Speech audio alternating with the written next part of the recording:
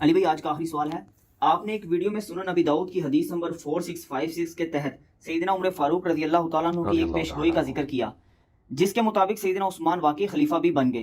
اس پیش گوئی کو ہم سیدنا عمر فاروق کی کرامت کہیں گے یا کشف اور علم غیب سے تعبیر کریں گے؟ دیکھیں، اس ٹاپک کے اوپر میں نے جستہ مختلف مقامات پہ گفتگو کی ہے۔ جب بھی میں نے یہ حدیث بیان کی ہے سنن نبی داؤد کی 4656، تو اس کے ساتھ بھی میں نے تشریح میں یہ بتائی تھی کہ یہ علم الغیب یا کشف والا معاملہ نہیں ہے۔ سیدنا عمر کی اسیسمنٹ آپ کہہ لیں، اور اللہ تعالیٰ نے آپ کے ذریعے وہ کرامت والا معاملہ اس اعتبار سے کر دیا، ان کو خود تو نہیں پتا تھا۔ اگر ان کو یہ پتا ہوتا کہ ان کے بعد سیدنا عثمان نہیں خلیفہ بننا ہے تو وہ 6 رکنی کمیٹی تو نہ بناتے، ڈائریکٹ حضرت عثمان کو ہی کر دیتے۔ صحیح بخاری میں آتا ہے نا کہ سیدنا عمر کو جب زخم لگا تو انہوں نے 6 رکنی کمیٹی بنائی اور فرمایا کہ میں اپنے بعد اس امر خلافت میں ان 6 بندوں کے سوا کسی کو حقدار نہیں سمجھتا کہ جن سے رسول اللہ اپنی وفات تک راضی رہے۔ پھر انہوں نے کہا علی، عثمان، طلحہ، زبیر، عبد الرحمن بن عوف، سعد بن ابی وقاص، اور حضرت سعید بن زید بھی تھے ان کے بہنوئی، ان کا نام نہیں لیا کیونکہ وہ رشتہ دار تھے، اشرام بشرا میں وہ بھی تھے۔ ابو عبیدہ ابن جرح کا نام اس لیے نہیں لیا کہ وہ فوت ہو چکے تھے اس وقت تک، یہ 6 بندے ہی زندہ تھے، سیدنا علی، عثمان، طلحہ، زبیر، عبد الرحمن بن عوف اور سعد بن ابی وقاص۔ اور مسلم میں تو بڑے سخت الفاظ ہیں کہ جن کو دیکھو کہ ان کی مخالفت پہ کھڑا ہوا ہے تو سمجھ لینا یہ اسلام کے دشمن اور کافر ہیں، جن کو میں نے اسلام کی خاطر اپنے ہاتھوں سے مارا تھا۔ تو کمیٹی بنانے کا مقصد یہی تھا، ورنہ وہ ڈائریکٹ حضرت عثمان کو اگر نامزد کرنا چاہتے تو وہ خود بھی کر سکتے تھے۔ تو یہ جو ابو داؤد کی حدیث ہے نا 4656، اس میں الفاظ یہ ہیں کہ سیدنا عمر نے ایک کوئی کرسچن پادری تھا، اس کی طرف پیغام بھیجا اور اس کو بلوایا اپنے دور خلافت میں اپنے پاس، اور کہا کہ بتا تیری کتابوں میں میرے بارے میں کیا پیش گوئی لکھی ہوئی ہے، پروفیسی کیا موجود ہے؟ وہ تو قرآن میں موجود ہے۔ سورہ الفتح کی آخری آیت محمد رسول اللہ والذین معہ اشداء علی الکفار رحماء بینہم، اس میں آگے چل کے آتا ہے کہ ان کی یہ صفات، نبی علیہ السلام کی اصحاب کی یہ صفات تورات اور انجیل میں موجود ہے۔ تو حضور علیہ السلام کے ساتھیوں کی تعریف ان کتابوں میں بھی موجود تھی جو پرانی الہامی کتابیں تھیں۔ تو وہ پادری کہنے لگا کہ آپ کے بارے میں لکھا ہے کہ آپ قرن ہیں۔ تو انہوں نے کہا کیا مطلب قرن کا؟ تو وہ کہنے لگا کہ ایک مضبوط آہنی دیوار ہیں آپ، اور یہ بات بالکل ٹھیک ہے، بخاری مسلم میں حدیث ہے میری امت اور فتنوں کے درمیان دروازہ عمر ہے، جب اسے توڑ دیا جائے گا تو میری امت پہ فتنے شروع ہو جائیں گے۔ ہم سیدنا ابو بکر اور عمر کی خلافت کو خلافت محفوظہ سمجھتے ہیں، حضرت عثمان و علی کی خلافت بھی خلافت راشدہ ہے، لیکن وہ خلافت مفتونہ ہے، فتنوں کا دور ہے۔ اصل میں جو گولڈن پیریڈ ہے نا خلافت کا، وہ حضرت ابو بکر اور عمر کی خلافت ہے رضی اللہ عنہما۔ خود حضور جب کہہ رہے ہیں کہ عمر کے بعد فتنے شروع ہو جائیں گے، تو اس حدیث کے تحت اس کا کرن کہنا وہ بالکل درست تھا۔ پھر انہوں نے پوچھا کہ اس کے بعد جو خلیفہ آئے گا، اچھا یہ حدیث جو ہے نا ابو داؤد کی، اسے شیخ البانی اپنے منہج کی غلطی کی وجہ سے ضعیف کہتے ہیں، لیکن حدیث بالکل سونے کی مور صحیح حدیث ہے۔ شیخ زبیر صاحب نے دارالسلام کیا ابو داؤد کھولے، اس پہ صحت کا حکم لگایا، اسی لیے ہم نے کربلا والے ریسرچ پیپر میں اس حدیث کو ڈالا ہے۔ تو انہوں نے پوچھا کہ اس کے بعد جو خلیفہ ہوگا، ان کا خلیفہ تو نیک ہوگا لیکن اپنے رشتہ داروں کو نوازے گا، وہ اس میں اقربا پروری ہوگی۔ یہ نیگیٹو اقربا پروری نہیں ہے، وہ تالیف قلب کے لیے بنو امیہ کو انہوں نے ساتھ اٹیچ کیا، لیکن ظاہر ہے کہ حضرت عمر کی پالیسیز تو یہ نہیں تھی، اور اس پالیسی کا اہتمام نہیں ہو سکا تو پھر اس کے نیگیٹو رزلٹ بھی سامنے آئے۔ تو اس پہ حضرت عمر کی زبان مبارک پہ الفاظ جاری ہوئے خدا عثمان پر رحم کرے، خدا عثمان پر رحم کرے، خدا عثمان پر رحم کرے، 3 دفعہ فرمایا۔ اس میں میں نے کہا تھا کہ یہ حضرت عمر کی اسیسمنٹ تھی جو واقعی کرامت کے طور پہ ظاہر ہوئی، کیونکہ ان کے دماغ میں پلاننگ ہوگی نا کہ میں 6 رکنی کمیٹی بناؤں گا اور ہو سکتا ہے وہ حضرت عثمان پہ متفق ہو جائے، لیکن کوئی کلیئر کٹ تو چیز نہیں تھی موجود۔ تو یہ کوئی کشف نہیں تھا ان کو ہوا، ان کی اسیسمنٹ تھی۔ قریبی لوگ جانتے ہوتے ہیں کہ کسی شخص کی عادتیں کیا ہے، اس والے سے میں نے کربلا والے ریسرچ پیپر میں کئی ایک احادیث بھی شامل کی ہیں، حضرت عثمان کا جو اپنے رشتہ داروں کے ساتھ نرمی والا رویہ تھا حضور کی مبارک زندگی میں بھی، اور اس کی وجہ سے ان کو بعد میں کیا نقصان اٹھانا پڑا، وہ آج ٹاپک نہیں ہے۔ آپ میرے یوٹیوب پہ ویڈیو دیکھ سکتے ہیں سیدنا عثمان کی شہادت کے اصلی اسباب۔ ایک تو جعلی اسباب کہتے ہیں نا، عبداللہ بن سبا تھا، وہ بعد میں آیا ہے، وہ حضرت علی نے اسے قتل کروایا ہے۔ حضرت عثمان کے گورنر بنو امیہ کے جو تھے، ان کے اپنے گورنر، وہ ان کی شہادت کا سبب بنے، ان کی غلط پالیسیز اور ایٹیچیوڈ جو تھا گورنروں کا۔ تو وہ 3 دفعہ ان کی زبان سے یہ الفاظ نکلے۔ باقی اگر کوئی کہتا ہے یہ ان کا کوئی کرامت اس حوالے سے ہے کہ ان کو کشف ہو گیا تھا، تو یہ غلط ہے۔ صحیح بخاری میں کتاب الشہادات چیپٹر میں حدیث موجود ہے، سیدنا عمر کہتے ہیں جب تک رسول اللہ ہم میں موجود تھے تو وحی کے ذریعے بھی ہم کسی کے دل کے اعتبار سے، اس کی زبان کے اعتبار سے فیصلہ کر دیتے تھے. اللہ وحی کے ذریعے اپنے نبی کو بتا دیتا تھا. جب سے حضور فوت ہوئے ہم ان کے ظاہر پہ فتویٰ لگائیں گے اور دن کا معاملہ اللہ کے اوپر چھوڑیں گے. ہمیں نہیں پتا کسی کے دل کے اندر کیا ہے. تو حضرت عمر تو خود اپنے کشف کی نفی کر رہے ہیں. لہٰذا یا ساریت الجبل والی روایت جو دلائل النبوہ امام بیہقی کی کتاب سے پیش کی جاتی ہے، جو مشکات میں بھی تیسری جلد کے اندر موجود ہے، اس کی 2 اسناد ہیں، دونوں ضعیف ہیں. تو ایک میں تدلیس کا ایشو ہے، دوسری روایت جو ہے وہ ضعف کی وجہ سے ضعیف ہے. اس پہ شیخ زبیر صاحب نے پورا مضمون بھی لکھا ہوا ہے. دونوں روایتیں جو ہے نا وہ ضعیف ہیں. تو وہ یا ساریت الجبل والی بھی روایت کوئی ثابت نہیں ہے. تو بخاری میں جب آ گیا کہ انہوں نے کہا کہ ہمیں تو نہیں پتا، ہم تو اللہ کے سپرد کرتے ہیں دلوں کا معاملہ، ہم تو ظاہر پہ بات کرتے ہیں. یہاں پہ بھی ان کی اسیسمنٹ تھی. پھر انہوں نے پادری سے پوچھا کہ اس کے بعد جو خلیفہ بنے گا، تو اس نے کہا کہ وہ تو لوہے میں لپٹا ہوا شخص ہوگا. تو حضرت عمر کو غصہ آیا. انہوں نے کہا بدبودار کیا کہہ رہا ہے تو، لوہے میں لپٹا ہوا. تو کہنے لگا کہ وہ خلیفہ تو بڑا نیک ہوگا، لیکن اس کی زندگی پوری جنگوں میں گزرے گی، کیونکہ تلوار نیام سے باہر آ چکی ہوگی. وہ تو خود نیک ہوگا، کوشش کرے گا اس سسٹم کو بچانے کی، لیکن معاملات ہینڈل نہیں ہوں گے، خون بہنا نہیں رکے. لوہے میں لپٹا ہوا یعنی وہ اس کو خلافت سنبھالتے ہی زیرہ پہننی پڑ جائے گی. تو پھر مولا علی کو جنگ جمل صفین احوان لڑنی پڑی ہے نا. اب دیکھیں نا، تو وہ تو پہلے ہی پریڈکشن موجود تھی کہ ان پہ یہ مشکل وقت آنا ہے. تو اس حدیث کے تحت بعض لوگوں نے کہا کہ حضرت عمر کو کوئی شاید کو کشف ہو گیا تھا. کشف نہیں ہوا تھا، بلکہ ان کی ایک اسیسمنٹ تھی کہ حضرت عثمان میں یہ کوالٹیز پائی جاتی ہیں، خدا عثمان پہ رحم کرے کہ وہ ایسا یعنی معاملہ ان سے نہ ہو. باقی یہ کہ وہ جو معاملات ہوئے اس کی وجہ سے پھر میں سمجھتا ہوں کہ سیدنا عثمان کی شہادت ان کی غلطیوں کا کفارہ بن گئی اس حوالے سے. آج کی ڈیٹ میں ہم انہیں کوئی متون نہیں کر سکتے.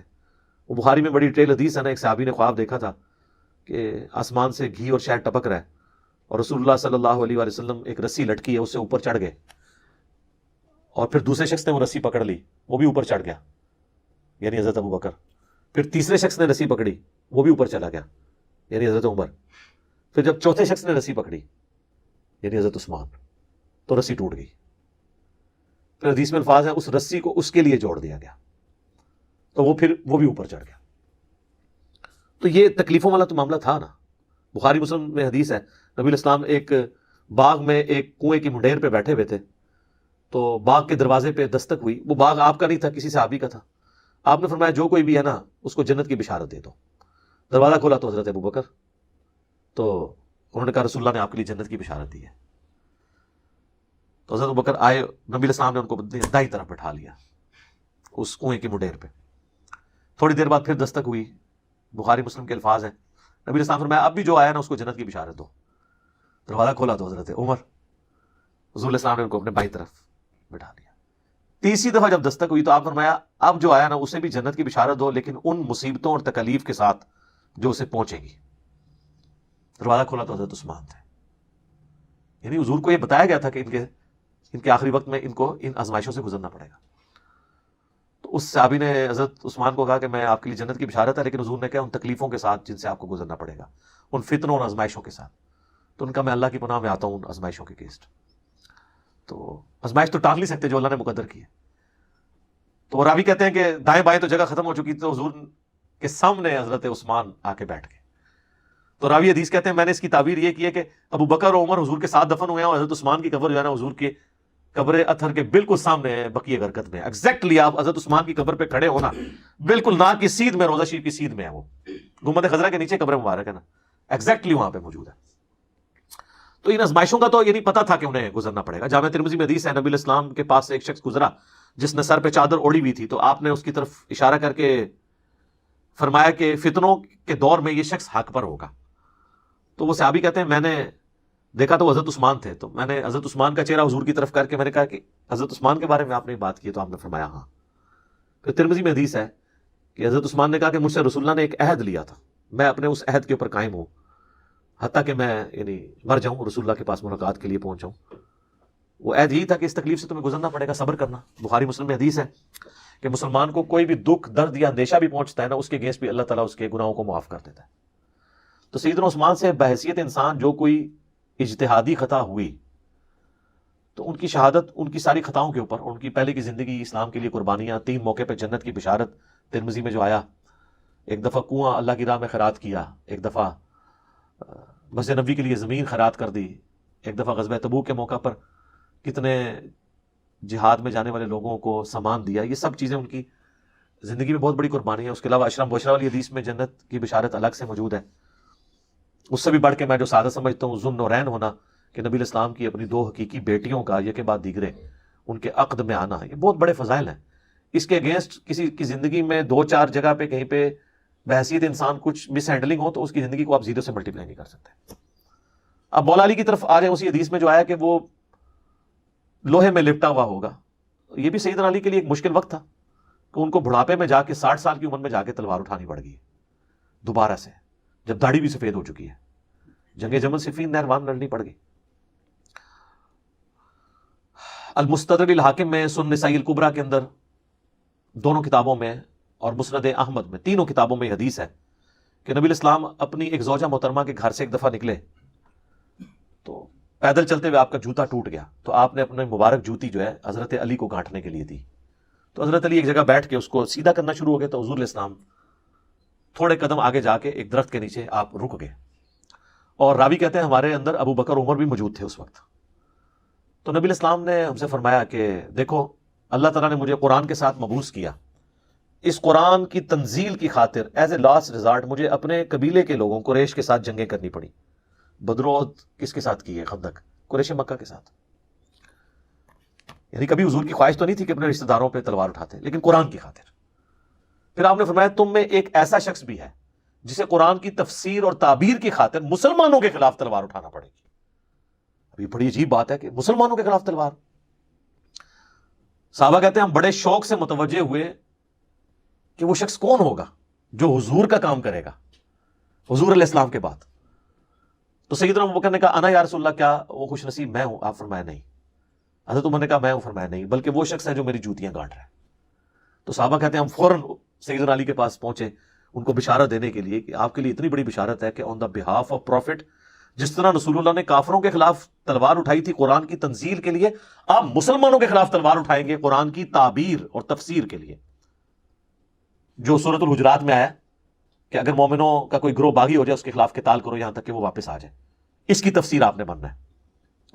تو سیدنا علی مسکرا پڑے, انہوں نے اس طریقے سے رسپانس کیا کہ صحابہ کہتے ہیں ہم سمجھ گئے کہ حضرت علی کو یہ بات پتہ ہے کہ انہوں نے یہ کام کرنا ہے, حضور نے ان کو یہ بشارت دی ہوئی ہے. تو اس کے تحت حضرت علی ہی کے دور میں جنگ جمل صفین نہروان ہونی تھی, اور چوتھا خلیفہ حضرت علی نہیں بننا تھا. پہلے دوسرے اور تیسرے خلیفے کے موقع پر تو یہ جنگیں آئی بھی نہیں ہے نا, جس وقت ڈیوٹی تھی وہ اسی وقت انہوں نے پوری کرنی تھی نا. تو وہ پھر ڈیوٹی انہوں نے اپنی پوری کی ہے. اللہ تعالیٰ نے جو نبی الاسلام نے ان کے ذمہ کام لگایا تھا وہ کیا پورا. اچھا اب یہ حدیث جو ہے ان کے گلے پہ بڑی اٹک جاتی ہے, کیونکہ اس کے ساتھ پھر وہ ابو داؤد ترمذی ابن ماجہ کی حدیث ہے علیکم بسنتی و سنت الخلفاء الراشدین المہدیین, تم پر میری سنت اور میرے خلفاء راشدین کی سنت لازم ہے. اس کے تحت تو یہ حضرت ابوبکر کے خلاف کھڑے ہونے والے بھی باغی, حضرت عمر کا دور تو مسلمانوں میں کوئی ان کے خلاف کھڑا نہیں ہوا. منکرین زکوٰۃ والا ایشو حضرت ابوبکر کے دور میں ہی ٹیکل ہو گیا. حضرت عثمان کے خلاف بھی بلوائی آئے, وہ مسلمان تھے, تو اس دور میں بھی ہم حضرت عثمان کو حق میں مانتے ہیں. اور حضرت علی کے دور میں بھی جو حضرت علی کے مخالفین ہیں ان کے مقابلے میں حضرت علی حق پہ تھے. ہمیں خلیفہ راشد کی پیروی کا حکم تھا اور وہاں پہ ان کو تلوار بھی اٹھانی پڑی. اچھا اب جب یہ حدیث آتی ہے نا کہ نبی علیہ السلام نے فرمایا کہ تمہیں قرآن بنوانے کے لیے مسلمانوں کے خلاف تلوار اٹھانی پڑے گی, تو یہ حدیث ان کے لیے بڑی مشکل ہو جاتی ہے. یہ آپ کو پتہ ہے اس حدیث کی تفسیر میں کہتے ہیں یہ اصل میں اس سے مراد جنگ جمل اور صفین نہیں ہے, وہ کہتے ہیں اس سے مراد جنگ نہروان ہے. تو اس کا مطلب ہے خوارج مسلمان ہوئے نا, پھر منوان ہے نا دونوں, مسلمانوں کے خلاف تلوار اٹھانی پڑی. حالانکہ حقیقت یہ ہے کہ فئۃ الباغیہ یہ تینوں گروہ ہیں, کیونکہ صحیح بخاری میں 2812 نمبر حدیث ہے 2812 کہ عمار کو ایک باغی جماعت قتل کرے گی. فئۃ الباغیہ, عمار ان کو اللہ اور جنت کی طرف بلائے گا اور وہ جماعت اس کو دوزخ کی طرف بلا رہی ہوگی. یہ راوی کے الفاظ نہیں ہے سر, یہ رسول اللہ کا فرمان ہے صلی اللہ علیہ وآلہ وسلم. ٹھیک ہے جی. تو فئۃ الباغیہ تو جنگ صفین والوں کو کہا گیا, جنگ جمل والے تو ہے ہی تھے, انہوں نے تو خیر توبہ بھی کر لی. سیدہ عائشہ بھی بعد میں شرمندہ ہوئی, سیدنا طلحہ زبیر نے تو جنگ بھی چھوڑ دی. الگ سے میری اس کے اوپر ویڈیوز ریکارڈڈ ہیں. جنگ جمل صفین اور نہروان آپ لکھیں تو میری ویڈیوز کھل جائیں گی. میرا ریسرچ پیپر بھی کربلا والا پڑھ لیں. آج میرا ٹاپک نہیں ہے, میں اس کو اسی پہ کنکلوڈ کرتا ہوں اور اسی حدیث کی طرف واپس آتا ہوں. 4656 سیدنا عثمان کے بارے میں, حضرت عثمان رضی اللہ تعالیٰ عنہ کے بارے میں جو حضرت عمر کے کومنٹس تھے وہ کوئی کشف و الہام سے نہیں تھے, ان کی اسیسمنٹ کی وجہ سے. جیسے ساتھی لوگ آپس میں ایک دوسرے کو جانتے ہوتے ہیں کہ کسی کا ایٹیچیوڈ کس قسم کا ہے. تو اس طرح کے کئی ایک زندگی میں حضرت عثمان کے واقعات موجود تھے کہ جو ان سے بعض اوقات اپنے رشتہ داروں کے معاملے میں یعنی شفقت کا پہلو غالب ہوا. وہ آج ٹاپک نہیں ہے, آپ کربلا والے ریسرچ پیپر میں کئی ایک چیزیں پڑھ سکتے ہیں. ایک کاتب وحی جو مرتد ہو گیا تھا, حضرت عثمان کا رشتہ دار تھا, سنن نسائی میں ڈیٹیل حدیث موجود ہے. آپ نے فرمایا غلاف کعبہ میں پاؤ اسے قتل کر دینا. حضرت عثمان نے اسے پناہ دے دی, حضور کے سامنے جو ہے وہ پیش کیا. عبداللہ بن سعد ابی سرا, تو نبی الاسلام نے اپنا چہرہ انور پھیر لیا, دوسری طرف سے آ کے پیش کیا, یا رسول اللہ اس کی توبہ. حالانکہ حضور تو فرما چکے تھے کہ غلاف کعبہ میں لپٹا ہو. باقی 3 قتل ہو گئے, اس کو تو پناہ مل گئی تھی, اور حضور تو نہیں چاہتے تھے پناہ ملے, کیونکہ یہ کاتب وحی تھا اور مرتد ہوا ہوا تھا. کاتب وحی مرتد ہوا ہو تو پھر معاملہ تو بڑا خطرناک ہے. 3 دفعہ ایسے ہوا, چوتھی دفعہ نبی الاسلام نے شفقت فرمائی. ٹھیک ہے, جب وہ چلا گیا تو آپ نے فرمایا کہ تم میں کوئی ایک شریف آدمی بھی ایسا نہیں تھا کہ وہ دیکھ رہا ہو کہ میں اپنا رخ انور پھیر رہا ہوں تو اٹھ کے اس کو قتل کر دیتا, جس کے بارے میں عثمان مجھ سے پناہ مانگ رہا تھا. جب میں نے حکم دیا تھا کہ غلاف کعبہ میں بھی لپٹا ہوا تو قتل کر دو, تو تم نے اس چیز کا کیوں کیا کہ میں تمہیں ڈائریکٹلی حکم دوں؟ میرا چہرہ انور پھیرنے سے تم نے سمجھ نہیں لیا کہ اسے مار دو؟ تو صحابہ نے کہا یا رسول اللہ, آپ اگر ہمیں ایک دفعہ آنکھ سے اشارہ کر دیتے نا تو ہم اسے ادھر ہی ٹکا بوٹی کر دیتے. تو نبی الاسلام فرمایا کہ نبی کے لیے شایع نہیں کہ وہ آنکھ سے کسی کو اشارہ کرے, یہ اس کے اخلاق سے بلند تر چیز ہے. لیکن نبی الاسلام کو ظاہر ہے کہ, اور پھر یہی جو ہے نا, یہ مصر کا گورنر تھا, اسی کی وجہ سے حضرت عثمان کے لوگ خلاف ہوئے. اور وہ دیکھیں کس جگہ ایک معاملہ مس ہینڈل ہوا اور اس کے ایفیکٹس کہاں تک جا کے نکلے. اس کو ویسے پنجابی میں ایک محاورہ بولا جاتا ہے کہ ہاتھاں نال لائیاں ہوئیاں گنڈھاں جہڑیاں نے وہ دنداں نال کھولنیاں پیندیاں نے. یعنی جو ہاتھ سے آپ گرہ لگاتے ہیں نا, وہ پھر اتنی مضبوط لگ جاتی ہے کہ وہ ہاتھ سے نہیں کھلتی, پھر دانتوں سے کھولنی پڑتی ہے. اس طرح کی ایکٹیویٹیز, اس طریقے سے مروان اور اس کے باپ حکم کو نبی الاسلام نے شہر بدر کر دیا تھا. حضرت ابوبکر کے دور میں حضرت عثمان نے بڑی کوشش کی, رشتہ دار تھے کہ ان کو اندر لے آئیں. حضرت ابوبکر نے نہیں اجازت دی, حضرت عمر نے اجازت نہیں دی. اپنے دور میں وہ لے آئے, اپنی بیٹی کا بھی نکاح کر دیا کہ شاید یہ سدھر گئے ہوں. اور وہی مروان ہے جس نے مور لگا کے تو وہ محمد نبی بکر اور باقی لوگوں کے لیے قتل کا فتویٰ جاری کیا تھا, جس کی وجہ سے اہل مصر ان کے خلاف ہوئی. حضرت عثمان کا محاصرہ کر کے انہیں شہید کر دیا. تو اس کے پیچھے بھی وہ ایک رشتہ داری والی شفقت. پھر مسلم شریف میں جو حدیث ہے, جو ولید بن عقبہ جو ان کا ستیلا بھائی تھا حضرت عثمان کا, اسے کوفے کا گورنر لگایا, وہ اس نے شراب پی کے نماز پڑھائی. مسلم شریف میں آتا ہے, سلام پھیر کے کہتا ہے میں 2 پڑھائی ہیں نے, یہ 4 پڑھائی ہیں نے. اسے پتہ ہی نہیں تھا, شکایت پہنچی, کوڑے بھی لگوائے گئے. حضرت علی موجود تھے, حضرت عثمان نے کہا اسے کوڑے لگاؤ. حضرت علی نے حضرت حسن ابن علی سے کہا کہ اٹھ اسے کوڑے لگا. تو حضرت حسن نے اپنے باپ کا بھی حکم نہیں مانا, انہوں نے کہا جو ان کی میٹھی کھاتا ہے وہی کڑوی بھی چکھے, کیوں اس طرح کے گورنر ہمارے اوپر لگاتا ہے. یعنی اس کا مطلب تھا پھر بنو امیہ بنو ہاشم کی جنگ شروع ہو جائے گی, ایک کولڈ وار. تو حضرت حسن وہاں سے چلے گئے, حضرت علی اپنے باپ کا حکم نہیں مانا. اتنی ناراضگی تھی, وہ سمجھتے تھے کہ یار کیوں اس طرح کے لوگ ہم پہ مسلط کیے ہیں حضرت عثمان نے. پھر ایک اور صحابی تھے, ان کو حضور سیدنا علی نے حکم دیا تو انہوں نے کوڑے لگائے. 40 پہ پہنچ کر انہوں نے کہا کہ رسول اللہ صلی اللہ علیہ وسلم 40 لگواتے تھے, حضرت ابوبکر نے بھی 40 لگوائے, حضرت عمر نے 80 لگائے. مجھے دونوں پسند ہیں لیکن 40 پہ اکتفا کرتے ہیں, 80 بھی لگوا سکتے تھے. تو وہ آہستہ آہستہ ساری چیزیں پائل اپ ہوتی گئی. پھر صحیح بخاری میں آتا ہے کہ حضرت عثمان کے گورنروں کی شکایت جب حضرت علی کے پاس آئی کہ یہ مال غنیمت کو اس طریقے سے تقسیم نہیں کرتے, تو حضرت علی نے اپنے بیٹے محمد بن حنفیہ کو, جو حنفیہ نامی عورت سے ایک دوسرا بیٹا تھا, اس کو بھیجا ایک نبی اسلام کی تحریر دے کے کہ جاؤ عثمان کو کہو کہ اپنے گورنروں کو اس تحریر کے مطابق حکم دے کہ وہ مال غنیمت تقسیم کریں. تو وہ کہتے ہیں کہ میں جب لے کے پہنچا تو حضرت عثمان نے کہا کہ مجھے اس تحریر کی حاجت نہیں ہے. وہ کہتے ہیں میں لے کے واپس آیا, حضرت علی کو اپنے باپ کو بتایا تو حضرت علی نے کہا کہ اس تحریر کو نا وہیں رکھ دو, اسی تاکچے میں جہاں سے اٹھائی تھی. اس پہ محمد بن حنفیہ کہتے ہیں اگر میرے باپ نے عثمان کے خلاف کبھی کھڑا ہونا ہوتا تو یہ موقع تھا جب رسول اللہ کی تحریر انہوں نے واپس کر دی. تو حضرت علی نے اس وقت بھی ٹالریٹ کیا. اس کی تعبیر بعض سنیوں نے کیا کہ وہ انہوں نے کہا کہ میرے پاس فوٹو کافی رکھی ہوئی ہے. فوٹو کافی نہیں تھی جناب. تو وہ اس طرح کئی ایک چیزیں جمع ہوتی رہی. تو وہ پھر ایک جمع ہوتے ہوتے ایک انبار لگ گیا. تو وہ پھر آزمائشیں جو ہے نا وہ آئیں. ایک تلخ حقیقت ہے اس بارے میں, یعنی مولانا مودودی رحمہ اللہ تعالیٰ نے خلافت الملوکیت میں قلم اٹھایا ہے, اس کے اوپر بڑا جذباتی کومنٹس کیے ڈاکٹر اسرار صاحب رحمہ اللہ تعالیٰ نے. تو جذباتیت کو سائڈ پہ رکھ کے علمی بات کریں کہ یہ جو کچھ حقائق ہیں یہ تاریخ کی کتابوں میں نہیں ہے, حدیث کی کتابوں میں, جو میں نے کربلا والے ریسرچ پیپر میں بھی 5B میں آپ جا کے اہل سنت پاک .com سے ڈاؤن لوڈ کریں. ہماری اکیڈمی میں صبح 9 سے 5 بجے تک کال کریں، فری آپ کے گھر آ جائے گا، صرف TCS کے 300 آپ کو خرچہ ڈاکہ دینا پڑے گا۔ 0321590162 ہمارے اکیڈمی کا نمبر ہے۔ نماز کے اوقات میں بند رہتا ہے، صبح 9 سے شام 5 بجے تک آپ رابطہ کریں۔ تو یہ 12 کا پیکج، 3 اذکار کارڈ اور 9 ریسرچ پیپرز انکلوڈنگ یہ کربلا والا ریسرچ پیپر 200 حدیث والا، آپ کو یہ انشاءاللہ مفت ڈاک میں آ جائے گا۔ اردو میں اگر پڑھنا ہے، اگر آپ نے عربی میں، ہندی میں، انگلش میں پڑھنا ہے تو ویب سائٹ پہ اس کا PDF رکھا ہے، وہ آپ ڈاؤن لوڈ کریں۔ اردو والا بھی رکھا ہوا ہے، ڈاک میں ہم صرف اردو والا بھیجتے ہیں۔ ایک بات میں اس میں ایڈ کر دوں حضرت عثمان کے قاتلین کے حوالے سے، کہ یہ جو مشہور کیا کہ نا وہ منافقین تھے، منافقین نہیں تھے، وہ مسلمان ہی تھے۔ صحیح بخاری میں 695 نمبر حدیث ہے کہ جب باغیوں نے مسجد نبی پہ قبضہ کیا تو حضرت عثمان کو لوگوں نے آ کے شکایت کی کہ مسجد پہ فتنے کے امام کا قبضہ ہے، ہمیں نماز پڑھاتا ہے، ہمارے امام تو آپ ہیں، ہمیں خطرہ ہے کہ ہم گناہ میں مبتلا نہ ہو جائیں۔ تو حضرت عثمان نے کہا کہ نماز ہی مسلمانوں میں ایک نیکی کا کام ہے، نیکی کے کاموں میں ان کا ساتھ دو اور برائی میں ان سے الگ رہو۔ تو حضرت عثمان منافقین کے پیچھے کس طرح نماز پڑھنے کا کہہ سکتے تھے؟ منافق کا تو مطلب کافر ہوتا ہے۔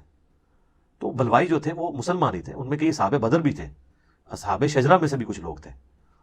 تو البتہ ہم ان کے سٹانس کو غلط سمجھتے ہیں، جس طرح ہم حضرت طلحہ اور زبیر کے سٹانس کو غلط سمجھتے ہیں، حضرت معاویہ کے سٹانس کو حضرت علی کے خلاف غلط سمجھتے ہیں، اگرچہ یہ بھی صحابہ ہے، اس طرح ان صحابہ کے حضرت عثمان کے خلاف ایکٹیویٹی کو غلط سمجھتے ہیں۔ اختلاف رائے جو تھا وہ درست تھا، لیکن ایکٹیویٹی پرفارم جو کی وہ غلط کی ہے۔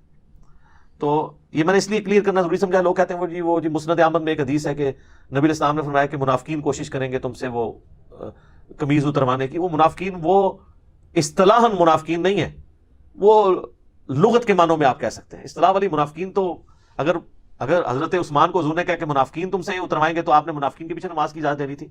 وہ تو اسی طریقے سے جیسے بخاری مسلم میں حدیث ہے کہ منافق کی 4 نشانیاں ہیں، بات کرے گا تو جھوٹ بولے گا، اور اسی طریقے سے اگر کہیں پر جھگڑا ہو جائے گا تو وہ گالی گلوچ پہ اتر آئے گا، وعدہ خلافی کرے گا۔ تو یہ تو ہمارے کئی کلمہ کو مسلمانوں میں موجود ہے، منافقوں والی صفت تو ہے نا، لیکن یہ اعتقادی منافق تو نہیں، عملاً منافق ہے نا، عقیدے میں تو مسلمان ہے۔ اس طریقے سے وہ بلوائی بھی مسلمان تھے۔ تو یہ میں نے کلیئر کرنا اس حوالے سے ضروری سمجھا۔ اس پہ امام بخاری نے باب باندھا ہے کہ باغی اور بتی کے پیچھے نماز کا حکم کیا پڑھ سکتے ہیں۔ اللہ تعالیٰ سے دعا ہے جو حق بات میں نے کہی اللہ تعالیٰ ہمارے دلوں میں راسخ فرمائے۔ اگر جذبات میں میرے منہ سے کوئی غلط بات نکل گئی تو اللہ تعالیٰ ہمارے دلوں ہی سے محو کر دے، ہمیں معاف بھی فرما دے، ہمیں کتاب و سنت کی تعلیمات پر عمل کر کے دوسرے بھائیوں تک پہنچانے کی توفیق عطا فرمائے۔ سبحانک اللہم و بحمدک، اشہد ان لا الہ الا انت، استغفرک و اتوب الیک، وما علینا الا البلاغ المبین۔ جزاکم اللہ خیرا۔